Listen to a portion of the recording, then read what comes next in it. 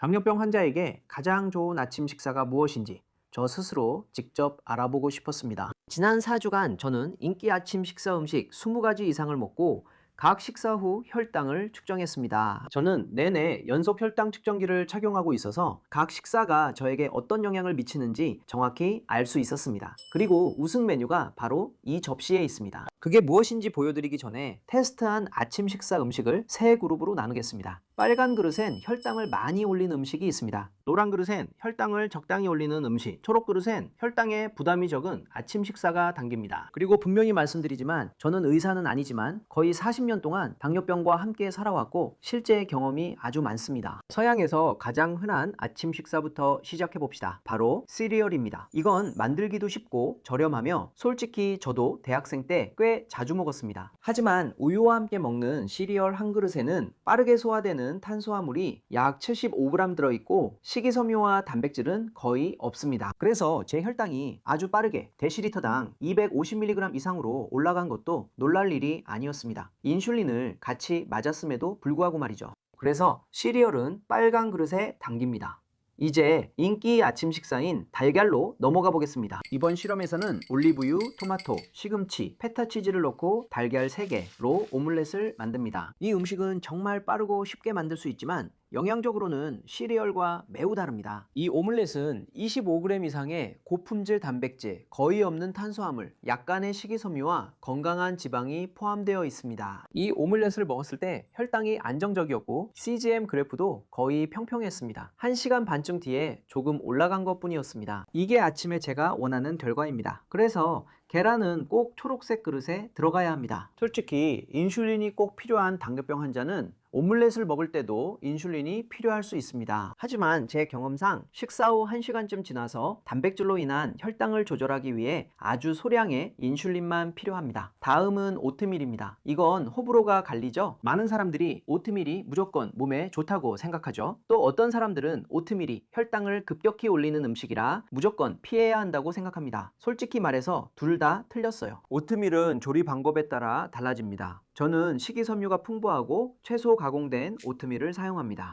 저는 아몬드 밀크를 넣었는데 이건 일반 우유보다 탄수화물이 적어요. 그리고 오트밀을 끓이지 않고 하룻밤 동안 냉장고에 넣어 불렸습니다. 아침에 탄수화물 추가를 피하려고 천연 스테비아로 단맛을 냈습니다. 건강한 지방을 위해 땅콩버터, 식이섬유 보충용 치아씨드, 초콜릿 맛을 내기 위해 카카오를 조금 그리고 베리를 추가했습니다. 이 재료들로 오트밀이 더 균형 잡힌 식사가 됐지만 탄수화물이 50g 가까워 저탄수화물 식단은 아니었어요. 그래서 혈당에 미치는 영향이 궁금했어요. 또한 연속 혈당 측정기 CGM으로 확인하니 혈당이 오르긴 했지만 시리얼을 먹었을 때보다 훨씬 천천히 완만하게 올랐고 별 문제 없이 다시 내려왔습니다. 그래서 저한테는 이 혈당에 더 좋은 오트밀 버전이 노란 그릇에 들어갑니다. 하지만 즉석 오트밀을 쓰고 바나나, 초콜릿칩을 넣고 꿀로 달게 만든다면 아주 빠르게 빨간 그릇에 들어가게 될 거라는 건 거의 확실합니다. 그리고 한 가지 더 말씀드릴게요. 저는 오트밀 먹기 15분 전에 인슐린을 맞았고 그 타이밍이 저한테 잘 맞았어요. 이제 제 목록에서 가장 알록달록한 옵션인 과일 샐러드로 넘어가 볼게요. 정말 좋아 보이네요. 이건 자연 그대로고 비타민도 많아 정말 건강해 보여요. 하지만 수박, 파인애플, 포도처럼 일부 과일은 혈당 지수가 매우 높다는 점을 기억해야 합니다. 그래서 이런 과일들은 혈당을 아주 빠르게 올릴 수 있습니다. 또 다른 문제는 대부분의 과일 샐러드에는 천연 당분의 서화를 늦출 만한 것이 없다는 점입니다. 그래서 이번 실험에서는 혈당에 좀 더 좋은 버전을 만들어 보았습니다. 저는 사과, 오렌지, 딸기를 사용했는데 이 과일들은 모두 섬유질이 더 많고 혈당 지수가 낮은 과일입니다. 하지만 이 그릇에도 탄수화물이 30g 넘게 들어있었습니다. 그래서 먹은 후 혈당 그래프를 더 주의 깊게 살펴봐야 했습니다. 1시간도 안 돼 혈당이 빠르게 올랐고 원했던 것보다 높았지만 나쁘지 않았고 다시 금방 내려왔습니다. 그래서 저에게는 대부분의 과일 샐러드가 결국 노란 그릇에 들어가게 됩니다. 저도 가끔 과일 샐러드를 먹긴 하지만 항상 양을 신경 써서 먹고 혈당이 크게 오르지 않도록 인슐린도 미리 맞는 편입니다. 그리고 과일을 먹을 때 또 도움이 되는 방법은 아침 식사에서 좋은 단백질과 건강한 지방을 먼저 먹은 다음 마지막에 과일을 먹는 것입니다. 그리고 이것이 바로 다음 아침 식사 메뉴로 넘어가게 해주는데, 그게 바로 연어입니다. 모든 나라에서 가장 전통적인 아침 식사는 아니지만 여기 유럽에서는 꽤 흔하고 영양적으로도 뛰어납니다. 이번 테스트에서는 간단한 양의 훈제 연어를 먹었습니다. 이건 기본적으로 탄수화물은 0이고 단백질은 2g, 지방은 약 12g인데 대부분이 오메가3 지방산입니다. 혈당을 빠르게 올릴 성분이 없어 연속 혈당 측정기 그래프가 거의 평평하게 나와도 놀라지 않았습니다. 급격한 오르내림도 없었습니다. 10시간 후 소량의 밥을 먹어도 혈당이 안정적이었어요. 그래서 연어를 계란 옆 초록색 그릇에 넣었어요. 여기서 한 가지 기억해야 할 점은 훈제 연어는 나트륨 함량이 비교적 높다는 겁니다. 만약 소금 섭취를 조절하고 있다면 훈제 연어 대신 신선한 연어를 선택하는 게 좋을 수 있습니다. 다음은 인기 아침 메뉴이자 제 목록 첫 번째 음료인 오렌지 주스입니다. 과일에서 나옵니다. 오렌지 주스에는 비타민C가 풍부하지만 오렌지 주스가 어떻게 만들어지는지 생각해보면 우리는 기본적으로 모든 식이섬유를 제거하고 천연 당분만 남기는 셈입니다. 신선한 홈메이드 오렌지 주스 한 잔에는 약 25g의 탄수화물이 들어있으며 액체라 빠르게 흡수됩니다. 이 주스를 마셨을 때 연속 혈당 측정기가 혈당이 빠르게 올랐다가 곧 급격히 떨어지는 걸 보여줬습니다. 이것이 액체 칼로리의 어려운 점입니다. 혈당에는 영향이 있지만 포만감은 오래가지 않습니다. 또한 인슐린 관점에서 빠른 혈당 급증에 맞추는 건 정말 어렵습니다. 그래서 오렌지 주스는 바로 빨간 그릇에 들어갑니다. 이건 확실해요. 절대 마시면 안 된다는 뜻은 아니지만 마신다면 언제 어떻게 마실지 고민해야 합니다. 결국 오렌지 주스는 기본적으로 액체 설탕입니다. 이제 인기 아침 식사인 요거트를 살펴보겠습니다. 여기 두 가지 요거트가 있습니다. 그리고 이건 겉보기에는 거의 똑같아 보이지만 혈당에 완전히 다른 영향을 줄 수 있는 두 음식의 완벽한 예시입니다. 첫 번째는 플레인 전지방 그릭 요거트입니다. 한 컵에는 단백질이 약 12g, 지방이 15g, 그리고 탄수화물이 단 6g 들어있습니다. 첨가된 설탕은 없습니다. 두 번째는 딸기 요거트입니다. 이 요거트 한 컵에는 단백질 6g, 지방 5g, 탄수화물 24g이 들어있습니다. 탄수화물 대부분은 첨가된 설탕에서 비롯됩니다. 이 차이는 각 요거트 섭취 후 제 혈당 그래프에서 명확히 나타났습니다. 그린 요거트는 혈당이 천천히 소폭 상승했고 특별한 변화는 없었습니다. 하지만 딸기 요거트를 먹은 후엔 인슐린을 맞았어도 혈당이 더 빠르고 높게 올랐습니다. 저는 그릭 요거트는 초록색, 설탕 든 요거트는 빨간색 그릇에 담았습니다. 달콤한 요거트를 절대 먹지 말라는 건 아니지만 라벨을 꼭 읽고 지방과 단백질이 많은 제품을 선택하세요. 첨가 설탕은 제한하는 것이 좋습니다. 더 좋은 방법은 플레인 요거트에 스테비아 한 방울이나 과일을 넣어 달게 만드는 것입니다. 이렇게 하면 직접 조절할 수 있습니다. 이제 각 그릇에 몇 가지 음식이 들어갔으니 여기서 어떤 경향이 보이기 시작하는지 여러분도 눈치채셨나요? 저는 확실히 보여요. 하지만 제가 무엇을 보는지 말씀드리기 전에 우리가 모두 알고 있지만 말하지 않았던 중요한 문제에 대해 이야기해야 합니다. 빵 없는 아침 식사는 상상할 수 없죠. 제가 좋아하는 통곡물 토스트는 한 조각에 탄수화물 11g, 식이섬유 2g이 들어있습니다. 일반 토스트 빵보다 식이섬유가 약 3배 더 많습니다. 그리고 여기서 식이섬유가 정말 중요합니다. 왜냐하면 식이섬유는 소화를 느리게 하고 혈당 상승을 완만하게 해주기 때문입니다. 이 빵을 두세 조각만 먹어도 혈당이 오르긴 했지만 급격히 상승하진 않았어요. 그래서 저에겐 통곡물 토스트가 노란 그릇에 들어갑니다. 오트밀과 과일 샐러드 옆에 두죠. 가끔 먹긴 하지만 너무 많이 먹지 않으려고 합니다. 그리고 인슐린 용량과 타이밍에도 신경을 많이 씁니다. 왜냐하면 그 부분을 잘 맞추면 제 혈당이 보통 목표 범위에 머물기 때문이죠. 하지만 훨씬 더 중요한 건 빵 위에 무엇을 올리느냐입니다. 그리고 이제 제 목록에 있는 다음 아침 메뉴인 버터로 넘어가 볼게요. 버터는 사실상 탄수화물이 거의 없습니다. 거의 전부 지방이죠. 제가 버터만 먹었을 때 혈당은 거의 변하지 않았어요. 혈당만 보면 버터는 매우 안정적입니다. 하지만 흥미로운 점이 있습니다. 제가 토스트에 버터를 추가했을 때 혈당 곡선이 달라졌습니다. 제 혈당은 여전히 올랐지만 상승 속도가 더 느렸고 그냥 토스트를 먹었을 때보다 더 오래 높게 유지됐습니다. 같은 빵이지만 혈당 반응은 달랐었습니다. 이런 현상이 일어나는 이유는 지방이 위 배출을 느리게 하고 빵에 들어있는 탄수화물이 소화되는 속도를 늦추기 때문입니다. 집에서 크림치즈나 다른 스프레드를 쓸 때도 비슷한 효과를 받습니다. 하지만 버터도 포화지방이 많다는 점이 중요합니다. 당뇨병 환자는 심혈관 질환 위험이 높아 저도 매일 버터를 먹지 않습니다. 그래서 버터는 제게 노란 그릇에 들어갑니다. 혈당 때문이 아니라 적당히 먹어야 하는 음식이기 때문입니다. 이제 좋은 소식은 토스트에 올릴 수 있는 다른 선택지가 있다는 겁니다. 삶은 달걀이나 코티지 치즈처럼요. 이 음식들은 포화지방이 적고 단백질이 많으며 혈당이 급격히 오르는 것도 늦춥니다. 여기에는 풍미와 식이섬유를 더하기 위해 차이브도 조금 올렸습니다. 정말 맛있어요. 이제 다음으로 인기 있는 음식 잼으로 넘어가 볼게요. 토스트에 얇게 한 겹만 발라도 별로 해로워 보이지 않죠. 하지만 대부분의 잼에는 첨가당이 많이 들어있다는 점을 기억해야 합니다. 그리고 한 스푼만으로도 아침 식사에 빠르게 소화되는 탄수화물이 15g이나 쉽게 추가될 수 있습니다. 제가 잼 바른 토스트를 먹고 테스트하니 혈당이 더 빠르고 눈에 띄게 올랐었습니다. 인슐린을 맞았음에도 불구하고 혈당이 급격히 오르는 것을 조절하기가 훨씬 더 어려웠습니다. 왜냐하면 혈당 상승을 늦출 만한 것이 전혀 없었기 때문입니다. 그래서 저에게는 잼이 바로 빨간 그릇으로 들어갑니다. 오렌지 주스 바로 옆에요. 잼을 먹지 말라는 것이 아니라 첨가당이 적은 제품을 선택하는 것이 좋습니다. 아니면 천연 스테비아, 몽크프루트, 에리트리톨 같은 감미료가 들어간 제품을 고려해 보세요. 이제 조금 더 넓게 보고 다음 아침 식사 옵션을 살펴보겠습니다. 대부분 사람들은 저탄수화물 잼과 통곡물 토스트를 잘 먹지 않습니다. 사람들은 흰 토스트를 먹으며 제가 테스트한 흰 토스트에는 탄수화물 13g이 들어있어 통곡물 토스트보다 약간 더 많았습니다. 하지만 식이섬유는 거의 없습니다. 이제 식이섬유가 부족하면 큰 차이가 생깁니다. 식이섬유가 없으면 탄수화물이 훨씬 더 빨리 흡수되거든요. 그리고 그게 바로 제 연속혈당 측정기 그래프에서 볼 수 있었던 현상입니다. 토스트 2조각을 먹고 1시간 만에 혈당이 200mg/dl까지 올랐었습니다. 이는 제가 원하는 것보다 확실히 높은 수치입니다. 이걸 개선하기 위해 할 수 있는 작은 방법들이 있습니다. 빵을 얼렸다가 토스트하면 저항성 전분이 약간 증가할 수 있습니다. 그리고 빵을 단백질, 지방 또는 식이섬유와 함께 먹으면 혈당 상승을 늦추는 데 도움이 됩니다. 하지만 결국에는 이게 정제된 빵이라는 사실은 변하지 않죠. 그래서 저에게 흰 토스트는 빨간 그릇에 들어갑니다. 저는 거의 먹지 않습니다.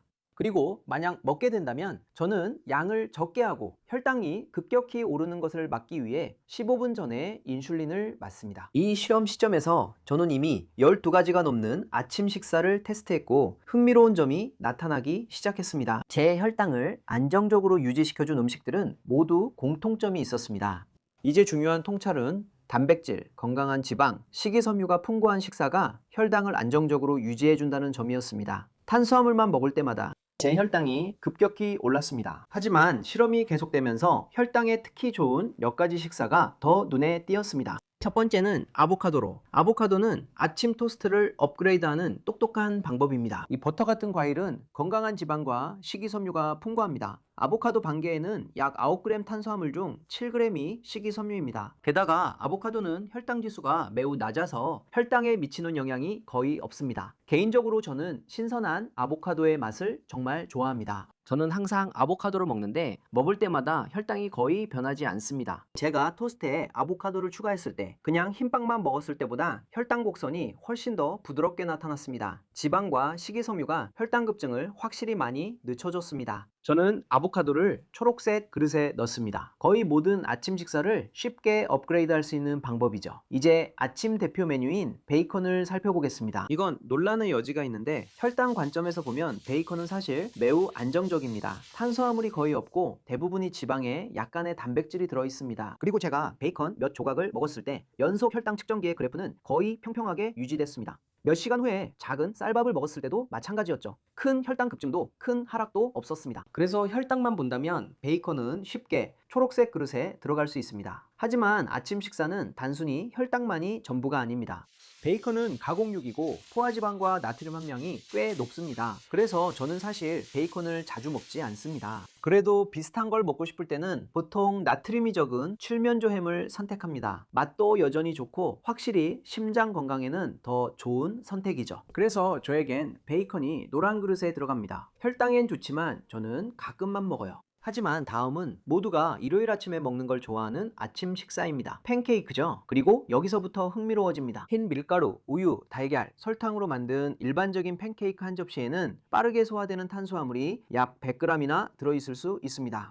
지방도 분명히 조금 들어있지만 식이섬유와 단백질은 매우 적습니다. 제가 이 중간 크기 팬케이크 4장을 먹었을 때 제 혈당은 빠르게 데시리터당 200mg을 훨씬 넘을 정도로 치솟았습니다. 그리고 미리 인슐린을 맞았음에도 불구하고 혈당을 다시 낮추는데 꽤 오랜 시간이 걸렸습니다. 그 팬케이크의 문제는 정제된 밀가루로 만들어졌다는 점입니다. 거기에 메이플 시럽이나 잼을 더하면 사실상 액체 설탕이 됩니다. 그래서 전통 팬케이크는 바로 빨간 그릇으로 갑니다. 하지만 좋은 소식도 있습니다. 팬케이크는 꼭 혈당에 나쁘지 않습니다. 저는 집에서 스틸컷 오트, 아몬드 밀크, 치아씨드, 계란을 2개 더 넣어 반죽을 만듭니다. 저는 시럽은 완전히 생략하고 대신 그릭 요거트, 약간의 스테비아 잼, 그리고 신선한 베리로 토핑을 했습니다. 이 한 접시에는 탄수화물이 약 40g 밖에 없지만 단백질은 30g 이상이고 식이섬유도 10g이 넘습니다. 완전히 다른 미량 영양소 구성입니다. 이걸 테스트했을 때도 혈당이 오르긴 했지만 상승 속도가 훨씬 느리고 더 잘 조절됐어요. 혈당이 전통적인 팬케이크 버전처럼 급격하게 오르진 않았습니다. 그래서 제 팬케이크는 노란 그릇에 담깁니다. 같은 아이디어지만 결과가 다릅니다. 이제 목록의 다음 아침 식사 베리로 넘어가겠습니다. 제가 베리를 좋아하는 이유는 다른 과일들보다 당분이 적고 식이섬유가 더 많기 때문이에요. 그래서 자연스럽게 당분이 흡수되는 속도가 느려집니다. 딸기 한 컵에는 탄수화물이 약 12g 들어있지만 식이섬유는 약 3g이 들어있습니다. 라즈베리는 더 좋죠. 탄수화물은 대략 15g이지만 식이섬유는 무려 8g이나 들어있습니다. 대부분의 일반적인 베리류는 혈당 지수가 비교적 낮은 편입니다. 특히 라즈베리와 블랙베리가 그렇죠. 이것도 또 다른 장점입니다. 혼합 베리 한 컵만 먹고 혈당을 재보니 약간 올랐지만 팬케이크나 과일 샐러드에 비해 상승폭이 훨씬 작았습니다. 그래서 저에게는 베리가 아보카도 바로 옆에 초록색 그릇에 들어갑니다. 저는 보통 혈당을 크게 걱정하지 않고도 넉넉한 양을 즐길 수 있습니다. 그래도 저는 탄수화물을 계산하고 혈당을 최대한 안정적으로 유지하기 위해 10분 전에 인슐린을 맞습니다. 이제 치아 푸딩으로 넘어가 보겠습니다. 치아씨드는 작지만 정말 효과가 뛰어납니다. 단 2큰술만으로도 약 10g의 식이섬유와 충분한 오메가3을 섭취할 수 있는데 이렇게 적은 양에 이 정도면 정말 대단한 거죠. 저는 보통 치아씨드를 무가당 아몬드 우유, 시나몬, 바닐라 파우더와 섞고 스테비아를 몇 방울 넣어서 달콤한 맛을 냅니다. 이걸 냉장고에 하룻밤 두면 푸딩 같은 식감이 되고 소화도 천천히 됩니다. 아침에는 그 위에 베리 몇 개, 망고나 오렌지 조각 또는 먹고 싶은 다른 과일을 올려서 먹어요. 이 한 그릇에는 약 25g의 탄수화물이 들어있지만 절반은 식이섬유라 실제로 훌륭하고 균형 잡힌 아침 식사입니다. 제가 직접 테스트해봤을 때 혈당이 아주 안정적으로 유지됐어요. 과일을 조금 올려도 오트밀 같은 것에 비해 상승폭이 훨씬 더 잘 조절됐습니다. 치아씨드 푸딩은 그린볼에 들어가고 간단하며 포만감도 좋아요. 제가 추천하는 아침 식사 중 혈당에 특히 좋은 음식입니다. 제 채널을 예전에 보신 분들은 아마 치아씨드가 혈당 스파이크를 완화하는데 제가 가장 좋아하는 재료 중 하나라는 걸 아실 거예요. 저는 거의 모든 음식에 치아씨드를 넣습니다. 하지만 치아씨드를 좋아하지 않거나 너무 비싸다고 느끼신다면 같은 효과를 얻기 위해 아마시 가루나 차전 자피를 사용하셔도 됩니다. 이제 분위기를 좀 바꿔볼게요. 왜냐하면 제 목록에서 다음 항목은 바로 스테이크이기 때문입니다. 스테이크가 어디에서나 가장 흔한 아침 식사는 아닐 수 있지만 댓글란의 육식주의자 분들을 만족시키기 위해 포함하기로 했어요. 농담이에요. 하지만 농담은 제쳐두고 보통 스테이크는 탄수화물이 거의 없어요. 부위별로 다르지만 단백질은 30g 넘고 지방은 약 15g입니다.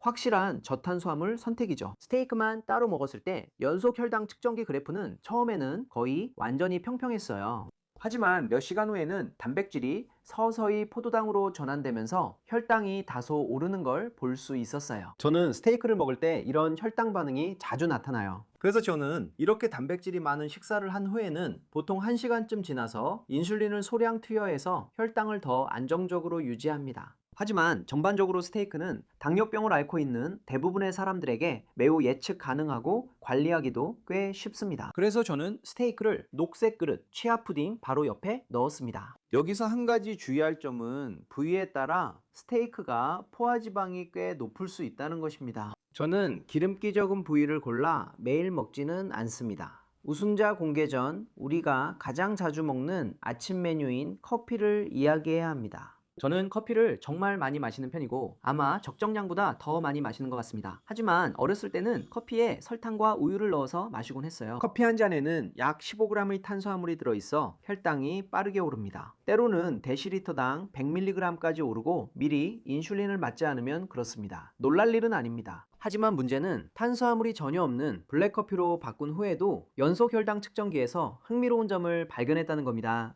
제 혈당이 종종 데시리터당 30에서 50mg까지 오르곤 했습니다.